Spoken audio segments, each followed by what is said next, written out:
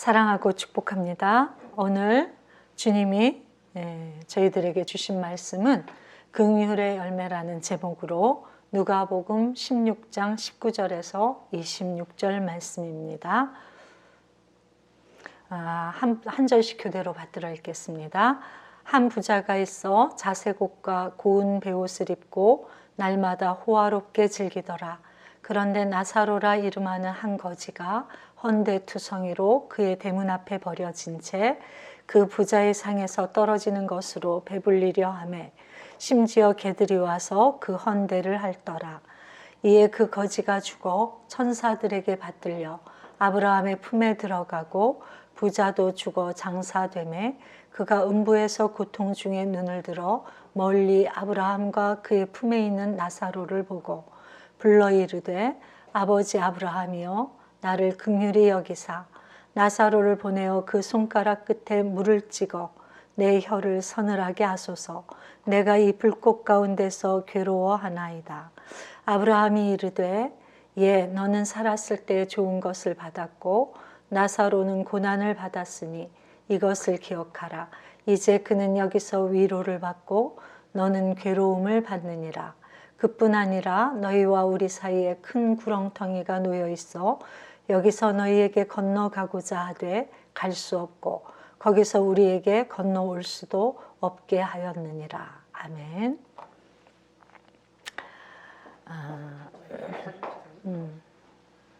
지금 엄청 좋아요.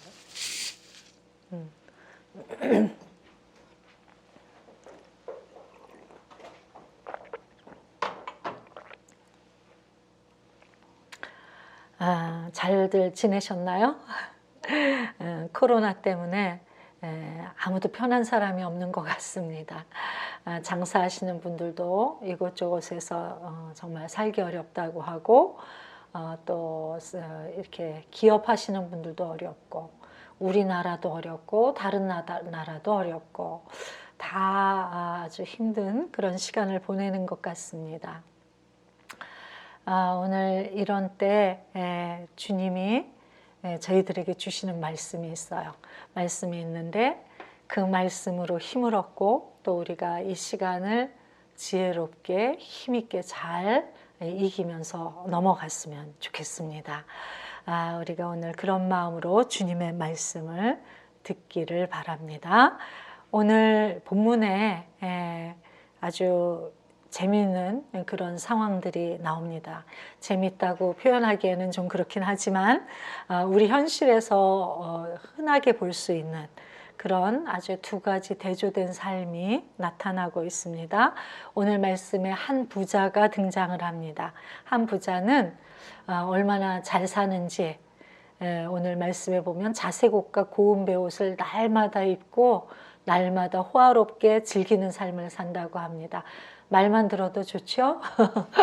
엄청 부럽습니다. 이렇게 정말 원하는 대로 신나고 행복하게 사는 한 사람이 있었어요. 이 자색옷과 고운 베옷이라는 것은 그 당시에 얼마나 귀한 옷감인지 정말 부자가 아니면 입을 수 없는 그런 옷이었습니다. 지금으로 치면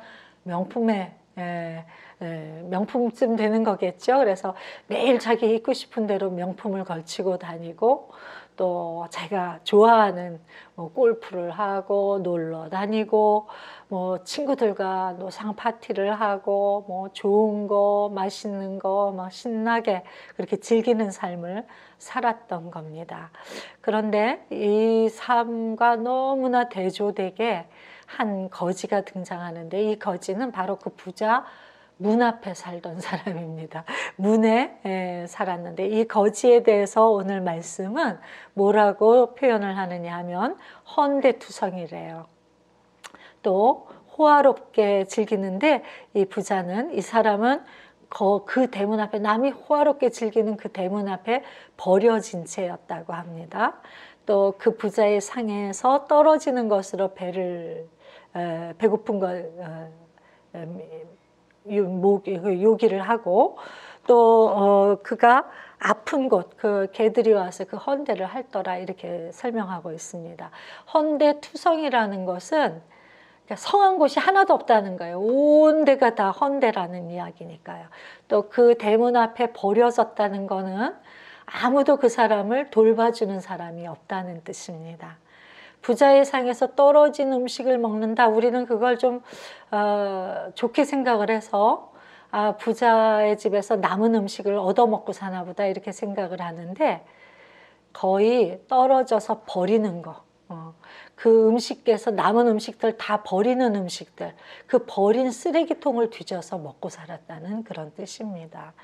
이 두 삶이 다 우리 사는 현실에 있는 삶이지만, 이게 딱 한 장소에 이렇게 나란히 있으니까 굉장히 더 충격적이죠. 한쪽에서는 너무나 호화판으로 살고 한쪽에서는 너무 비참하게 사니까 그 대조가 굉장히 우리에게 충격적으로 다가옵니다. 그래서 우리는 오늘 말씀을 읽으면서 마음에 뭐 이래, 뭐 이런 세상이 다 있어. 또 우리 현실도 정말 이래. 우린 정말 공평치 않은 세상을 살고 있어. 이런 마음의 소리가 들리게 되는 것입니다. 그런데 제가 지난주에 기생충 리뷰 하나를 보게 됐어요. 오랜만에, 작년에 한 영화지만 이제 아카데미상 타면서 이곳저곳에서 기생충을 이렇게 다루는 그런 이야기들이 나오는데, 굉장히 탁월하게 이 영화를 잘 해석한, 조명한 그런 리뷰를 보게 되었습니다. 그걸 보다가 갑자기 이거 오늘 성경 말씀하고 너무 비슷하네? 이런 생각이 들더라고요. 다르지 않다.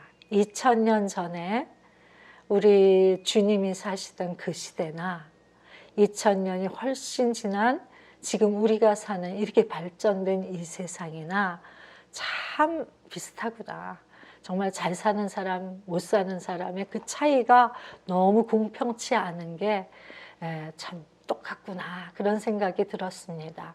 2000년 동안 사람들이 그렇게 애를 쓰고 많은 것을 발전시키고 좀 더 나은 삶 그렇게 노력을 했어도 이 빈부의 이 문제는 해결을 도무지 못했구나, 이런 생각이 들었습니다.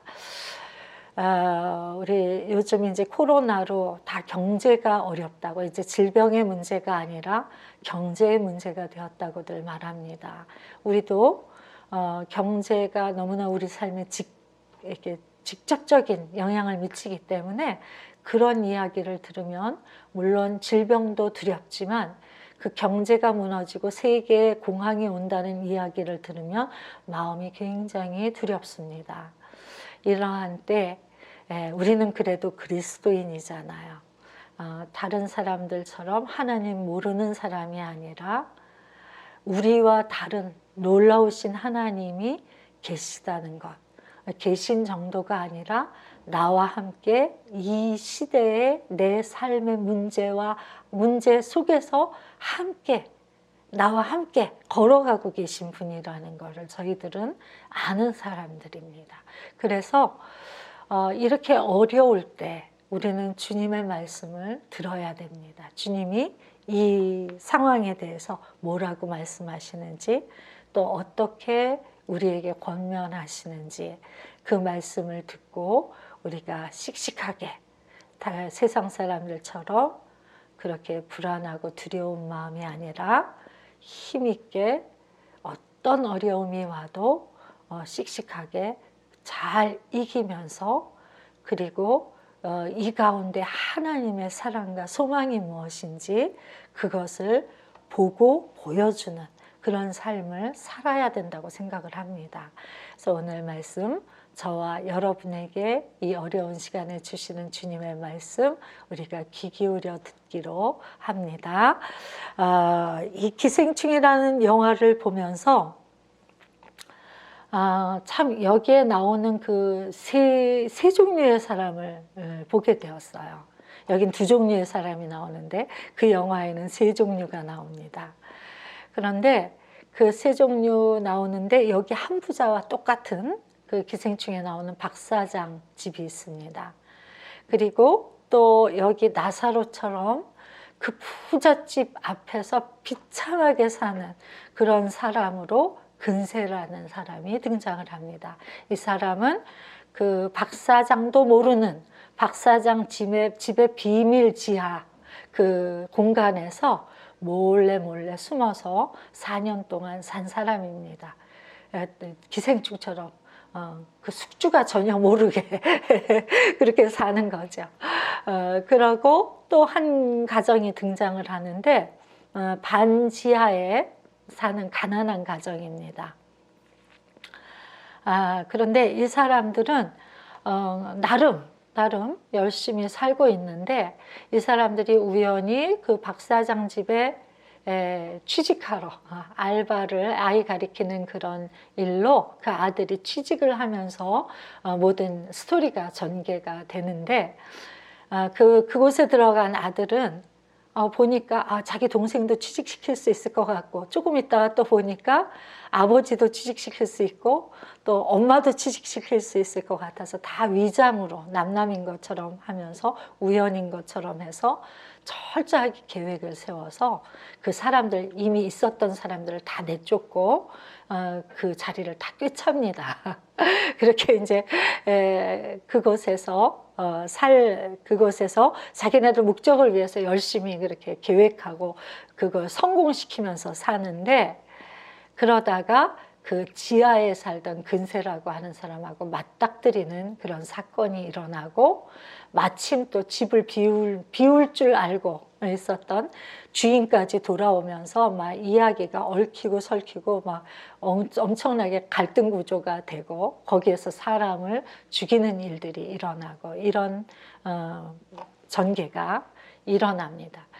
제가 이 기생충 영화를 보면서 제 마음에 그 결말이 너무나 비참해서 다 막 서로 죽고 죽이는 그 결말을 보면서 이게 뭐지?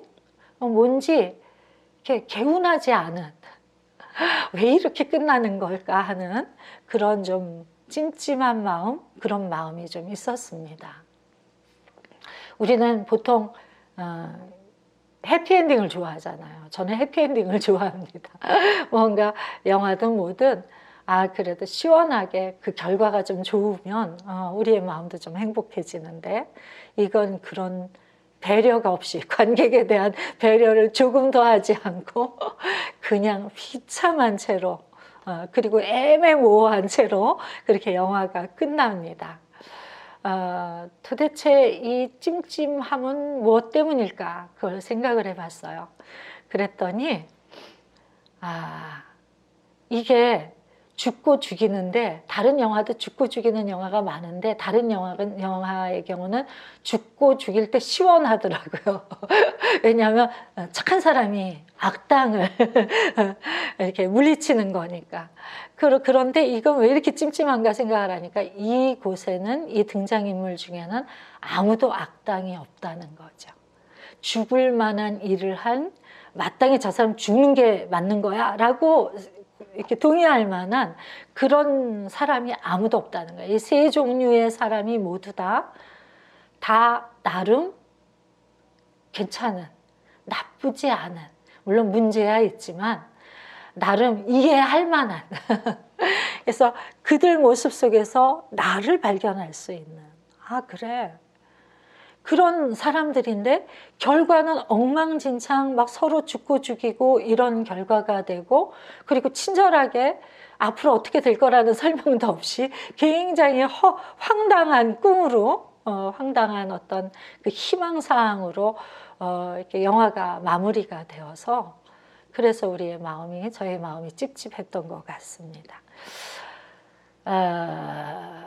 이 사람들이 왜 악인이 아닌가? 박 사장을 한번 보면 박 사장은 나쁜 짓 해서 돈을 번 사람이 아니거든요. 열심히 자기 관리하고 공부도 열심히 하고 성실하고 노력하면서 살아서 자수성가한 사람입니다. 그런데 정말 사업이 잘 돼서 그래서 그렇게 잘 살게 된 것뿐이죠.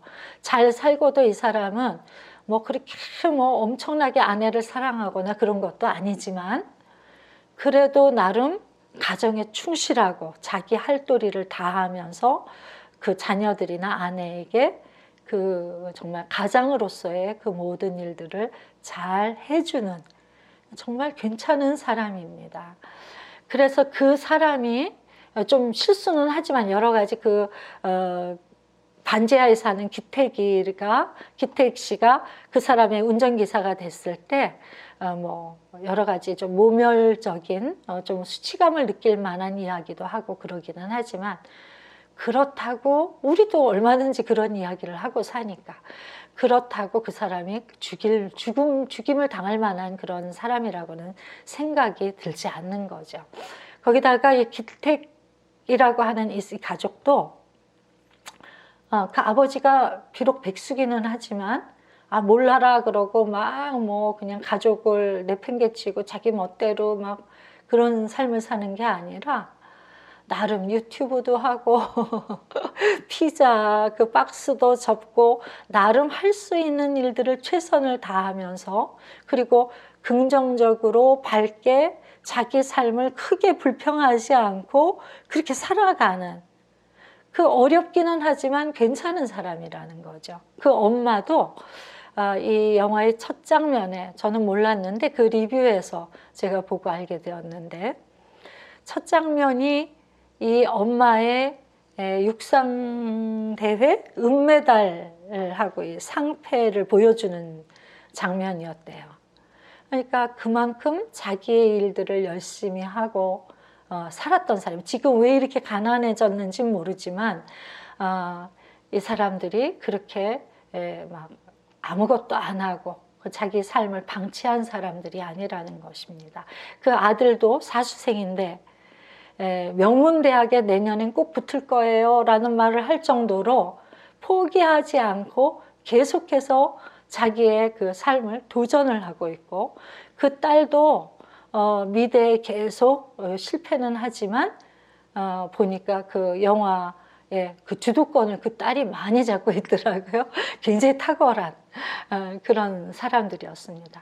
그들도 딱히 우리가 볼 때 그렇게 나쁜 사람들, 그런 살인을 저지를 만한 사람들은 아니었습니다. 근세라고 하는 사람, 우리가 상황을 보면 어떻게 사람이 저렇게 남의 집에 몰래서 4년 동안 몰래 살까 이해가 되지 않지만, 그 배경을 이야기를 좀 들여다보면 이해가 갑니다. 우리가 전에 대왕 카스테라라는 그런 프랜차이즈가 있었어요. 대만에서 유명했던 그런 빵집인데, 그게 한국에 와서 정말 곳곳에 그 매장을 내고 굉장히 잘 되었었습니다. 근데 그게 어느 날 갑자기 그 대왕 카스테라에 그 많은 그 식용유가 들어간다. 뭔지 지금 정확하게 생각은 안 나는데 뭐 안 들어가야 될 것들이 너무 많이 들어간다는 고발이 있고 폭로가 있고 나서 그게 한순간에 그 모든 회사와 매장들이 다 망했습니다.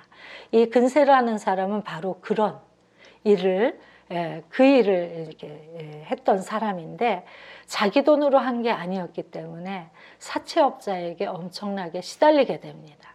그래서 결국은 그 협박을 견디다 못해 아내가 일하는 그 집에 주인도 모르는 비밀 지하실이 있다는 걸 알게 됐고, 아내의 권면에 따라 그곳에서 몰래 사는 게 4년이 된 것입니다. 그래서 우리가 이 영화를 보면서 이게 뭐지라고 생각하는 그런 비극적인 결말, 그것을 당할 만한 또는 그런 일을 저지를 만한 사람이 여기에 등장인물엔 아무도 없다는 게 우리에게 충격인 거죠.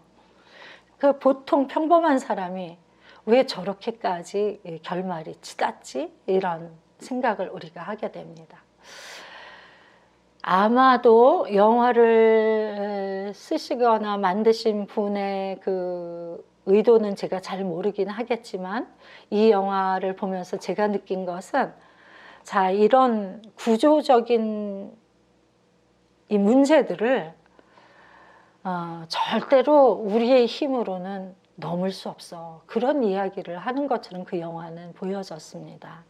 그래서 이렇게 지금 제가 이 세 사람이 얼마나 성실한 사람들인지 나름 열심히 산 사람들인지 제가 말씀을 드렸는데, 그런 노력으로도 이 불합리한 이 구조를 바꿀 수 없다는 거죠.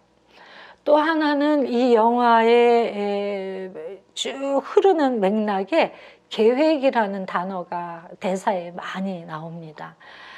그 아들이 위조를 해서 이제 취업하려고 그 집에 알바 들어가려고 위조해서 나가면서 아버지한테 이런 이야기를 해요. 아버지, 내가 한 이 일이 범죄라고 생각하지 않아요. 난 내년에 꼭 그 학교를 갈 거거든요. 그랬더니 그 아버지가 엄청 칭찬을 합니다. 오, 아들아, 넌 계획이 다 있구나. 이러면서 칭찬을 합니다. 진짜 계획을 했고요.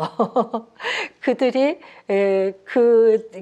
박 사장 집에 취업을 그 네 식구가 다 하는 모든 과정이 다 계획입니다. 철저한 계획이요. 그 계획으로, 그러나 그 좋은 결과를 이루었으니까 거기에 이르지 못했어요. 예상치 못한 복병을 만난 거죠. 그 계획에 아무리 머리를 써도 우리가 예상할 수 없는 일이 터진 것입니다. 그래서 우리의 계획이 아무리 기가 막혀도 우리 인생이 그 계획대로 착착 이루어질 수 없다. 그렇기 때문에 계획으로 어떤 것들을 바꿀 수가 없다라는 걸 이 영화는 보여주고 있는 것 같습니다. 노력도 안 되고 계획도 안 돼요. 그렇게 떠내려가다 보니까 이들 사이에 갈등이 일어나고 죽이지 않으면 안 되는 아주 극한 상황에 몰려가는 거잖아요. 그래서 그 문제를 해결하겠다고, 자기 살아보겠다고 다른 사람을 죽이는 사건들이 일어나는 것입니다. 내 힘, 폭력으로도 이 문제는 해결이 되지 않는다는 거예요. 누굴 죽이고도 해결하지 못한 것입니다, 이 영화는. 끝까지 해결은 안 되고, 그리고 우리에게 질문만 던지면서 이 영화는 끝이 납니다. 이 영화를 보면서 세상은 이런 방법들을 사람들은 다 하면서 살고, 그러나 꿈쩍도 안 하는 이 거대한 구조, 이걸 어떻게 하나, 어떻게 사람들은 생각을 하고 우리는 어떻게 이거에 반응을 하며 살아왔나, 이런 걸 보니까 이게 그동안의 인류 역사를 보니까 여러 가지 어떤 변화의 큰 이즘, 사상들이 있었더라고요. 우리가 오늘 그 기생충이나 이 말씀에 나오는 걸 보면 자본주의가 생각이 납니다. 자본주의 폐해처럼 느껴집니다. 그런데 우리가 봉건주의를 한 번만 생각해 보면 자본주의는 양반인 거죠. 봉건주의란 내가 태어난 대로 한 발자국도 그 운명을 바꿀 수가 없는 것. 내가 종으로 태어나면 끝까지 종, 내가 왕으로 태어나면 끝까지 왕족, 이렇게. 그런데 그나마 자본주의는 그건 너무 불공평해 라고 이야기하면서 그 자유주의가 필요해. 자유가 필요해. 누구든지 그것을 자기 능력으로 바꿀 수 있어. 그게 발전한 게 저는 극대화된 게 자본주의라고 생각을 합니다. 그렇게 했지만 그렇다고 자본주의가 이 모든 문제를 해결하지 못했습니다. 오늘 우리가 보고 있는 이런 현실들이 일어나는 것입니다. 이 자본주의도 해결 못한 문제를 사회주의가 해결을 해보겠다고 굉장히 유토피아, 아주 이상향을 이야기합니다. 그러니까 정부가 또는 혹은 주도하는 어떤 기관이 다 그것들을 공평하게 나누는 일을 해주면 유토피아가 올 거야, 천국이 될 거야 라고 말을 하는 것이죠. 그런데 사회주의가 실질적으로 이 세상에서 적용이 되면서 나타난 폐해가 무엇입니까? 공산주의입니다. 의미는 좋았지만 모두 공평해졌는데 모두 비참한 나사로가 돼버리는 거예요. 비참한 반지하가 돼버리는 거죠. 그리고 극소수만 이 호화로운 삶을 누리는. 그래서 어떻게 보면 자본주의보다 더 평균 삶의 질이 떨어져 버리는. 그래서 그것은 더 낮추는 게 무슨 해결입니까? 다 좋아지자는 게 해결이 되는 거지. 전체적으로 낮출 바에야. 그럼 그게 무슨 해결점이라고 볼 수가 있겠습니까?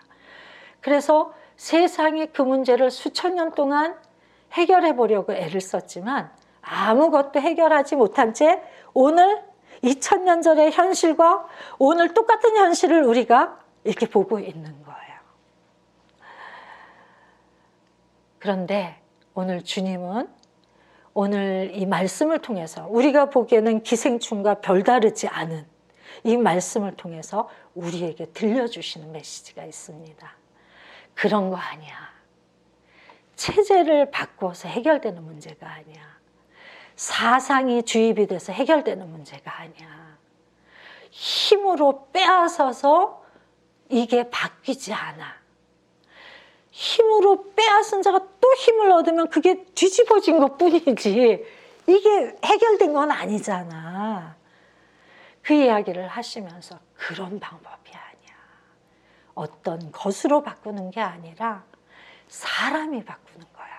그걸 저와 여러분들에게 우리를 믿어주시는 주님이 그리스도인들에게 들려주고 계신 말씀이에요. 기독교는 이런 것입니다. 바로 세상이 해결하지 못하는 문제를 세상과 전혀 다른 관점, 전혀 다른 방법으로 깜짝 놀래고 우리는 한 번도 그것이 방법이라고 생각하지 않는 그것을 가지고 우리에게 말씀하시고 보여주시고 그리고 그 놀라운 그 결과에 그 복된 결과를 이루게 하시면서 우리를 계속해서 설득해 가시는 그 하나님과 함께 가는 그 그룹이 바로 기독교 그리스도인이라는 것입니다.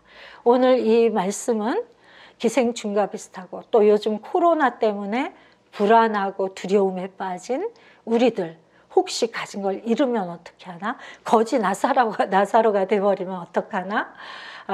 또 다 너무너무 어려워지면 어떡하나 이렇게 근심하는 우리들에게 그런 걱정하지 말고 오직 무엇을 바라보아야 되는지 그걸 한번 보자 이렇게 초청하시는 주님의 말씀이라고 생각을 합니다.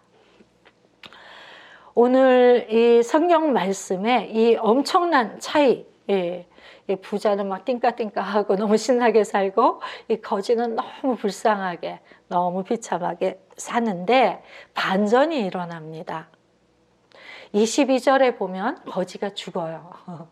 죽는데 그때부터 갑자기 완전히 달라진, 완전히 뒤집어 엎어진, 바뀐 그런 일들이 일어나기 시작합니다. 그 죽은 나사로를 천사들이 와서 에스코트하는 거예요. 받들어서 가마를 태우듯이 이렇게 떠받들어서 천국에 있는 아브라함 품에 안겨놓는 것입니다. 생각만 해도 너무 좋지요. 평생 슬프고 외롭고 그리고 비참하고 아프고 그리고 너무 힘들게 산 그가 죽었을 때 이 환대를 받으면서 아브라함 품에 옮겨갔을 때 얼마나 안심이 되고 얼마나 행복했을까요? 그래서 정말 이 말씀을 읽으면서 저의 마음도 정말 좋다. 그런 기쁨이 일어났습니다. 그런데 거기서 여기까지만 말씀이 있었으면 너무 좋았을 텐데 23절에 우리의 마음을 어둡게 하는 이야기가 나옵니다. 22절 끝에 보면 부자도 죽었대요. 그래서 가난한 사람도 죽고 부자도 죽는구나. 똑똑한 사람도 죽고 어리석은 사람도 죽는구나. 비참하게 살아도 죽고 호강하며 살아도 죽는구나. 우리는 다 죽는 존재로구나. 마지막 누구나 겪는 그 죽음 앞에서 이 부자는 어떤 일을 당하느냐 하면 음부에서 고통 중에 있었다고 합니다. 음부란 지옥을 말하는 거예요. 여기 뒤에 보면 불꽃 가운데 신음한다는 이야기가 24절에 나옵니다. 얼마나 지옥이 고통스러운 곳인지. 이 나사로는 천국에서 아브라함 품에서 와, 쉼을 얻고 평안하고 행복한데 이 부자가 어디에 안겨 있느냐면 불 속에 안겨 있고 고통 속에 안겨 있는 거죠. 거기를 벗어날 수가 없는 것입니다. 우리는 이 23절 말씀을 읽으면서 마음에 의문이 떠오릅니다. 여기 이 부자가 뭘 그렇게 잘못했지? 그렇게 잘못한 기록이 없으니까. 내가 모르는, 여기 기록이 안 됐지만 나쁜 짓을 많이 했나? 전에는 저는 그렇게 생각을 했었습니다. 이 사람이 지옥에 갔을 때 뭔가 나쁜 짓을 했겠지. 그런데 이번에 제가 말씀을 다시 보면서 그 생각이 바뀌었어요. 아닐 거다. 그렇지 않았을 거다.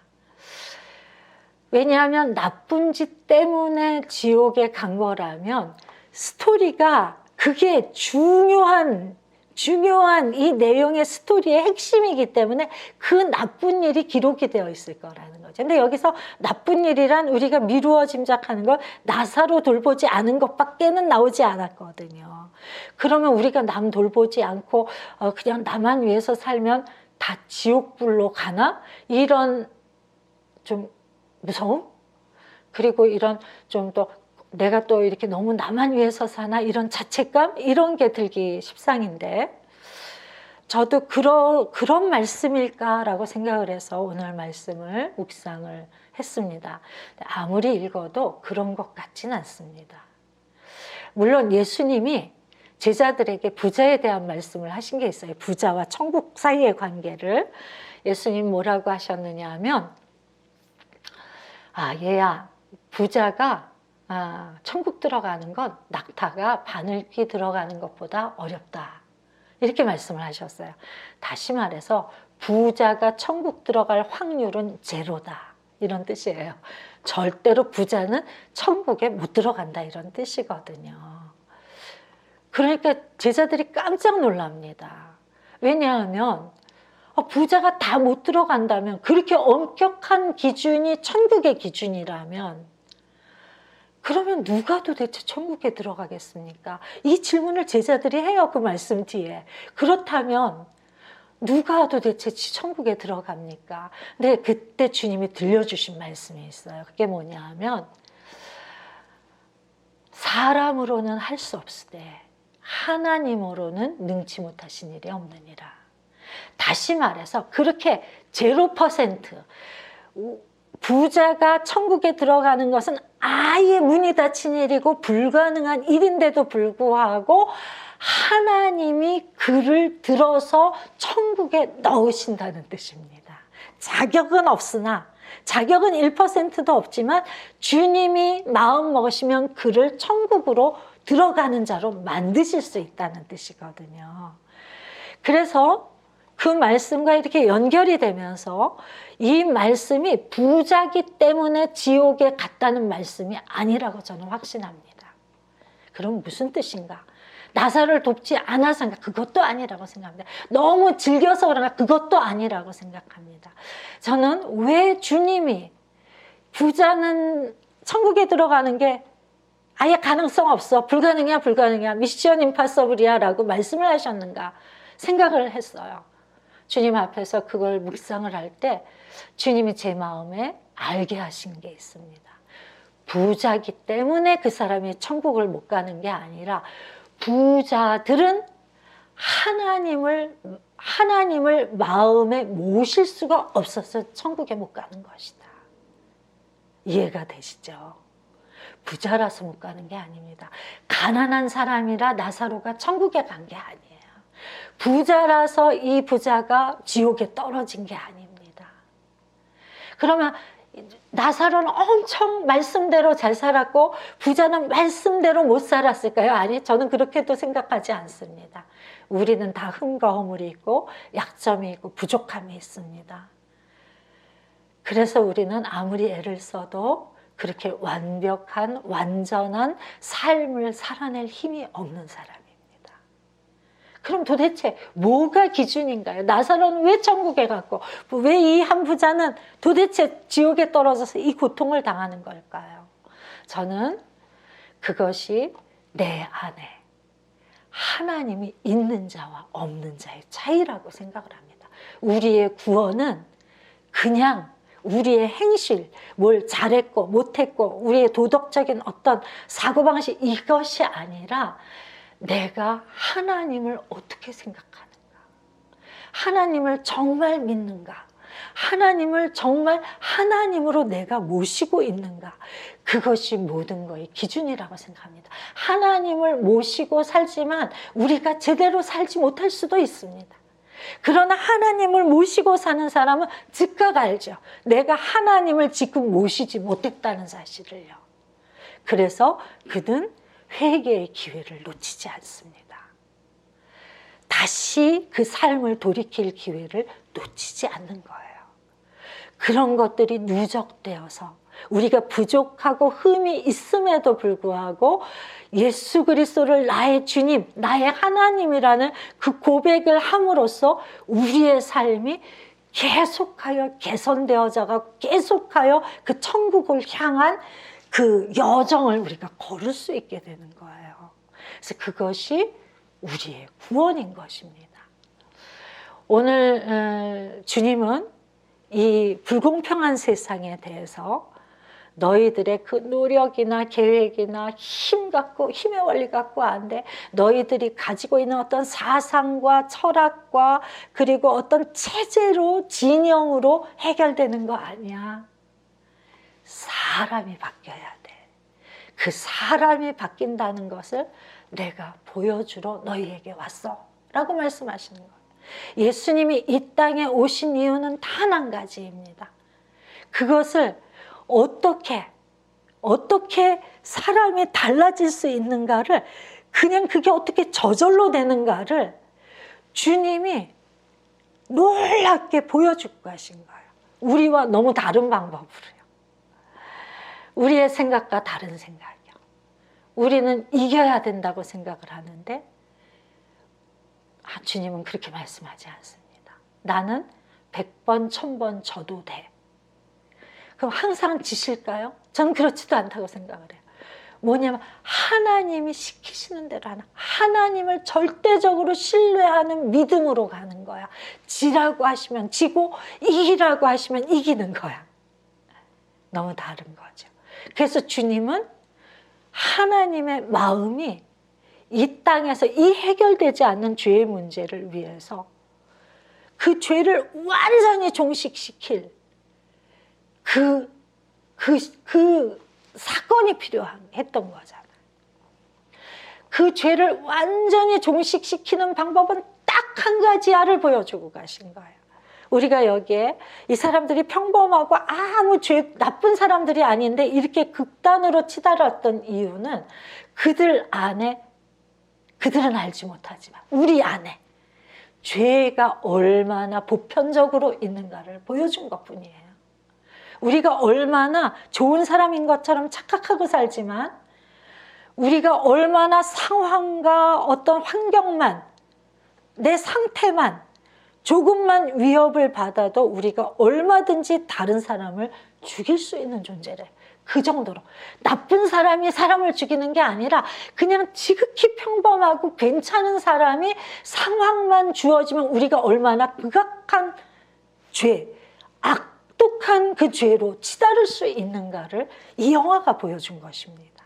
이 영화는 우리가 얼마나 괜찮은 사람이라고 생각하고 그리고 평범하게 난 아무 문제 없다고 생각하는 그 사람들, 우리도 자타가 그 사람에게서 그렇게 나쁜 점을 발견하지 못하는 그냥 괜찮고 평범한 사람들도 얼마나 지독한 악으로 치달을 수 있는지를 보여준 거예요.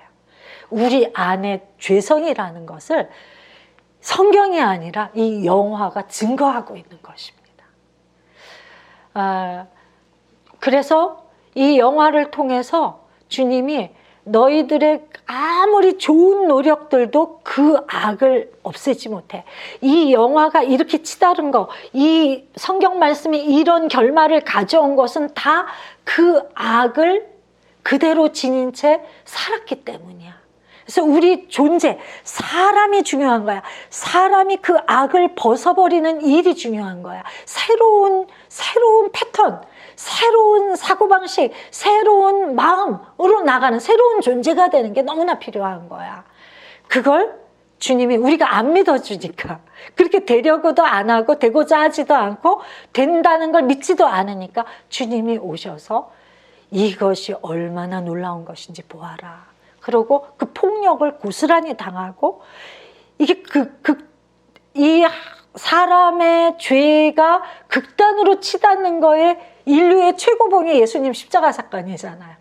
아무 죄도 없으신 분, 아름답기만 하신 분, 너무나 놀라운 분을 그 군중들이, 그 보편적인 착한, 집에 돌아가면 착한 아버지, 착한 남편인 그 사람들이 죽이는, 그게 앞장서는 거잖아. 근데 그것을 그대로 되갚는 게, 같이 싸우는 게 아니라 그대로 죽음으로 맞고 그 자기의 그 죽음을 아버지께 올려드리는 것. 그럴 때 그 아버지가, 하나님 아버지가 우리 주님을 다시 살리시는 것. 그걸 통해서 우리에게 네가 하려고 하면 어디로 떠내려갈지 몰라, 어떤 홍수가 밀려올지 몰라, 어떤 예상치 못한 일을 만나서, 복병을 만나서 다 깨어져 버릴지 몰라. 그러나 믿음을 가지고 주님이 우리에게 보여주신 그 놀라운 방법, 나를 내어주는 방법을 택하고, 그리고 하나님께 그 모든 걸 부탁하면 주님이 죽음 속에서도 생명을 일으키시는 그 놀라운 일을 이루신다는 것을 말하는 것이 바로 이 기독교라는 것입니다. 오늘 말씀에 이 부자가 만약에 하나님을 아는 사람이었더라면 어떻게 되었을까? 그러면 우리는 이런 말씀을 들을 때 되게 부담이 되고, 그리고 내가 너무 좀 좋은 일을 많이 해야 되나? 그리고 내가 뭐 많이 섬기고 구제해야 되는데 내가 그걸 못해서 어떡하나, 이런 걱정을 많이 하는데, 저는 그렇다고 오늘 말씀이 그런 말씀이라고 생각을 하지 않습니다. 오늘 말씀은 내가 많은 것을, 내 것을 희생하고 많은 것을 드려야만 할 수 있는 일이 아니다. 한번 생각해 봐라. 이 부자가 오며 가며 이 나사로를 봤지, 이름도 알아. 그래서 죽어서 그 나사로를 보면서 아브라함이요, 나사로를 보내서 이런 일을 좀 해주세요, 이렇게 부탁을 하잖아. 나사로를 잘 알았다는 거야. 모를 수가 없지. 자기 집 앞에 눈에 거슬리는 존재가 들며 나가며 뭐 맨날 볼 수밖에 없으니까 알았겠죠. 근데 그때 어쩌다 저런 인생을 살아, 참 한심한 인간이야, 이렇게 생각하지 않고 그 사람을 조금만 불쌍히 여겼다면 어쩌다가 저 사람은 저렇게 됐을까? 기생충에서 반지하에 살던 사람의 사연이 있고요, 그 지하, 말도 안 되는 삶을 사는 사람의 사연이 있잖아요. 그 사연을 들으면 나쁜 사람이 아닌 걸 알잖아요. 그런 것처럼 이 거지 나사로에게도 뭔가 사연이 있을 거라는 거를 좀 그냥 짐작해 주는 사람, 그리고 뭐 많은 걸 엄청나게 그 사람을 위해서 희생하라는 게 아니라 오며 가며 걔가 막 그 상처를 앓는 걸 보면서 아우 아프겠네. 그래서 들어가면서 자기들 집에 굴러다니는 그 약들 하나, 하인한테, 그것도 자기가 직접 할 필요도 없어. 너무 잘 사니까 하인한테 그 약 그거 하나 갖다가 좀 발라줘. 더러우면 좀 씻겨서 좀 발라주고, 더러워지면 또 우리 집에 들어와서 좀 씻으라고 그래. 씻고 약 좀 바르고 나을 때까지 그렇게 하라고 좀 해줘. 옷도 한 벌 좀 줘. 새거 깨끗한 옷 갈아입게 좀 줘. 그리고 먹는 것도 남는 거 조금 갖다 줘. 이렇게만 말했으면 이 나사로가 이렇게 오랫동안 상처로 고통받았을까요? 몸이 아픈 상태에서. 또 배가 고파서 쓰레기통을 뒤졌을까요? 그거 아니었을 거라는 거죠. 그래서 우리는 구제하고 누군가를 도우라고 그러면 내 것을 엄청나게 희생을 치러야 된다고 생각하고 내 것을 잃는다고, 손해본다고 생각을 하는데, 하나님은 우리에게 그런 것을 말씀하시는 게 아닙니다. 내 안에 내가 있다면 저것을 그냥 지나치지 못할 거야. 내 안에 내가 있다면 나에게 질문할 거야. 내 안에 내가 있다면 작은 거라도 네가 할 수 있는, 네 걸 막 헐어서가 아니라 그냥 네가 현재 가지고 있고 얼마든지 줄 수 있는, 주어도 전혀 아무 문제가 없는. 그리고 만약에 문제 있는 것을 주라는 마음이 드셨다면 어떻게 될까요? 저는 대박이 나는 사건이라고 생각을 합니다. 주님이 내가 가지지 못한 것, 큰 거를 주라고 하셨다면 그거를 주시는 놀라운 사건을 보게 된다는 뜻이거든요. 주님이 없는데 어떻게 주겠습니까? 오병이어와 똑같은 거예요. 없는데 너희가 먹을 것을 주어라 그러셨다면 주님이 이 오병이어 쬐끔 말도 안 되는 줄 것이 아닌 이것을 가지고 들고 나가면 주라고 그러셨으니까 이만큼 주라고 그랬는데 난 이것밖에 없어서 이걸 들고 나가기 시작하면 주님이 그것으로 주님이 명령하신 일을 주님이 다 이루신단 말이에요. 그러니까 너무 놀라운 거잖아요. 그래서 우리의 힘에 버거운 일을 주님이 혹시 말씀하신다면 그 시간은 놀랍게 하나님의 기적과 놀라운 사건을 만나는 시간이라는 것입니다. 그러니까 얼마나 기쁘고 즐거운 일인지 몰라요. 그러니까 어려운 일을 주님이 말씀하시면 기뻐져야 됩니다. 정말. 와, 이게 무슨 일이 있으려고 이런 일을 시키셔? 이런 기대와 소망과 믿음을 가지고 그냥 내가 가진 것부터 시작을 하시면 돼요. 그러면 난 없었는데 오병이어가 되는 그 경험을 하시게 될 거예요. 그리고 대체로 주님이 우리의 깜냥을 아시기 때문에 우리가 그 믿음에 순종을 할 분량에 이르기까지는 그냥 별거 아닌 거. 나누어서도 내가 전혀 내 삶에 훼손이 안 되는 그런 것부터 주님은 마음을 가지고 하라고 말씀을 하시는 것입니다. 오늘 이 말씀, 이 구조적인 이 사회의 불공정함, 불평등함, 이게 우리 한 사람의 힘으로 그것을 바꾸는 게 가능하겠습니까? 가능하지 않습니다. 그러나 주님은 말씀하세요. 아니야, 내 새끼들, 내 자녀들, 너희들만이라도 네 안에 나를 잊지 않고 같이 보면 내 문 앞에 있는 그 나사로가 보이게 된다. 성전에 올라갈 때 미문 앞에 앉은 안순뱅이를 베드로와 요한이 본 것처럼 눈에 띄게 될 거야. 그러면 나는 가진 것이 없다고 얘기하잖아요, 베드로가. 나는 은과 금이 없으나 내가 가진 것 예수 그리스도의 이름으로 이루노니 일어나 걸으라 말하잖아요. 그러니까 내가 가진 것으로 하는 것.